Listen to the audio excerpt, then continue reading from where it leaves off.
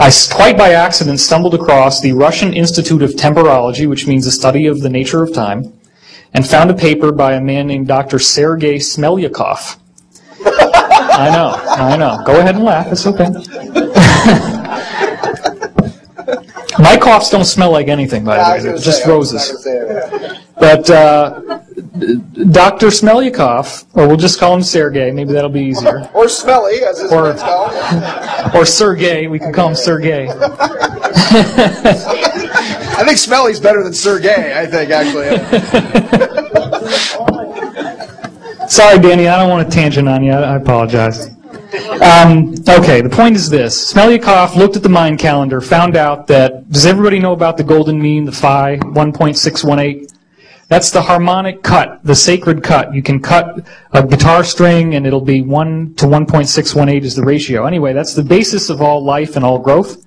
If you take the Mayan calendar cycle, 5,200 years in length, and you start chopping that up by the phi ratio so that it implodes into a singularity in 2012, which means that if you have an imploding spiral, okay, you're cutting it by phi, you cut up 5,200, make that sacred cut, and then cut that unit and cut that unit, those cuts will fall on certain years. And what Smelyakov discovered is that on those years, very, very substantial changes happen on the planet, including the fall of civilizations, the rise of new methods of measuring time, the rise of new civilizations, the rise of great spiritual teachers such as Jesus and Gautama Buddha, the major earth changes. In fact, the Russians did a 2,000-year retrogressive study of earthquakes and found that the biggest earthquakes happen on these resonance points. Well, think about what I said. It implodes into 2012. So what does that mean? Prior to actually hitting 2012, in the last year especially, there's going to be one after the other after the other. And every one of these wave fronts changes the planet, changes consciousness. One of the last ones we had was 1991, which was the fall of the Soviet Empire. One of the more recent ones that we had was right before, like 2 days before the Bush administration invaded Iraq, which I believe was the political fall from the public will of power that they had.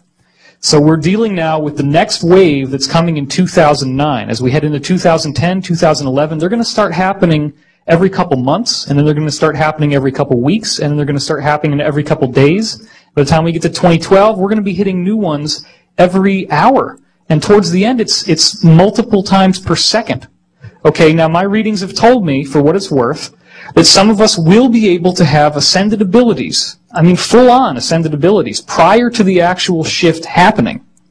So that would be very cool, because what we're expecting after 2012 is a 100 times more harmonious utopian world where things like time travel, levitation, instant telepathy, instant healing, telekinesis are as common and as everyday as breathing.